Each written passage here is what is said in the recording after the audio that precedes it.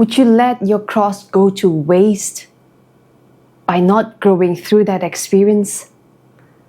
That was my question towards myself when I was diagnosed with myasthenia gravis. Dear friends, welcome to Fully Alive with Irene.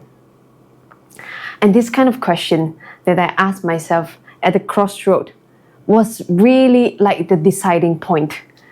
And when I was diagnosed with MG, that wasn't the first time that I asked that question.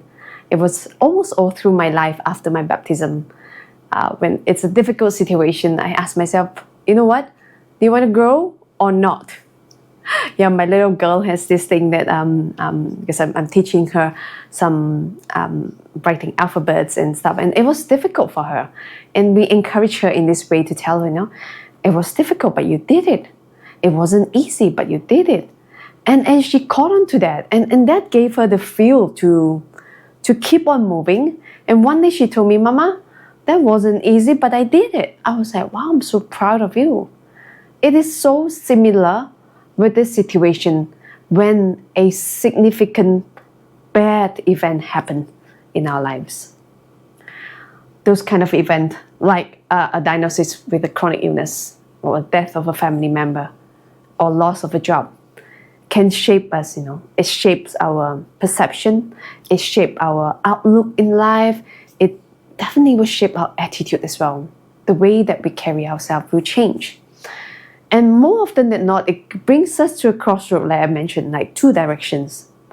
My choice, what would that be? Am I choosing holiness and beauty, or am I choosing bitterness? It is really a choice, at that time. And I'm very happy and very humbled as well by the Holy Spirit that every single time God gave me enough grace to choose holiness. When I choose holiness, the journey is never linear. It is more like this. Yeah, and there's always ups and downs. And I'd like to share with you about my experience of losing my younger brother in 2021. That was very difficult. I have to be very openly saying that it was very difficult. He was young, just got married not too many months ago. And we had a lot of hope that he would be able to leave. But the events take a turn. He had a stroke and then we lost him. It was very difficult, very, very difficult for me and for all my family members as well. The thing about grieving the loss of my younger brother was mixed with a lot of things. But the first decision that I made was that, God, I want to grow through this.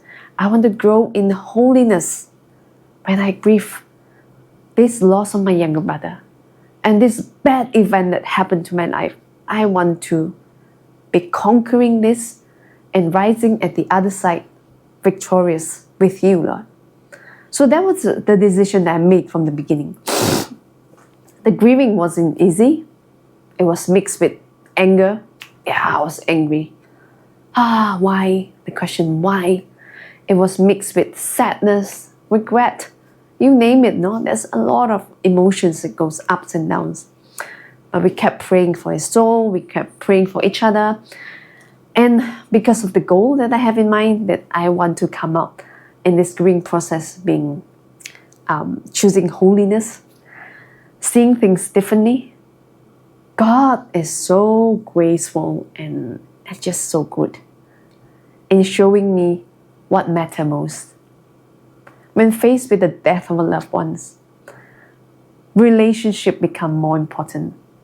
So things that are petty, is it important anymore? Say, okay, I want to let that go. I want to be forgiving. I want to start anew. And things that wasn't that important become not important at all. Like things that are important are now in the front line. And because of that, I see myself growing in this emotion as well. Like the way that I treat my mother. Yeah, the way that we talk to each other. We all grieve this. How can we support each other in love? And I'm happy to say today, I keep encouraging my mom as well and all of us in the family. It's like, I want to remember all those happy times I had with my brother. I want to be grateful. I am grateful. And even from the beginning, the grieving process is with gratitude. I grieve with a lot of gratitude. That really helps, Like, grateful that I had him for so many years. Grateful that I grew up with him, basically. Grateful that he had a good life, actually. And I want to remember the handsome, the good-looking, the happy Bartholomew, my younger brother. And today, we cherish the memory of him. Yes, I still feel sad. I still feel I miss him a lot. But yeah, that is the reality, and being able to have a closure and yet have a bigger hope is just so freeing, it's so beautiful. Even with myasthenia gravis as well. Was it difficult? Yes. It is difficult. I have to say that. The instability, like, I don't know what's going to happen. Will tomorrow be better? I don't know, like having a bit of a good days is like, wow, that this is so happy. It wasn't easy. But by the grace of God, I did it. I was able to carry this cross of mine of chronic illness with joy. And thanks to the support that I have as well. So dear friends, we know that the events in our life collectively, they shape us. They shape us in many ways. They shape us whether we want to choose holiness or bitterness. What is your choice today?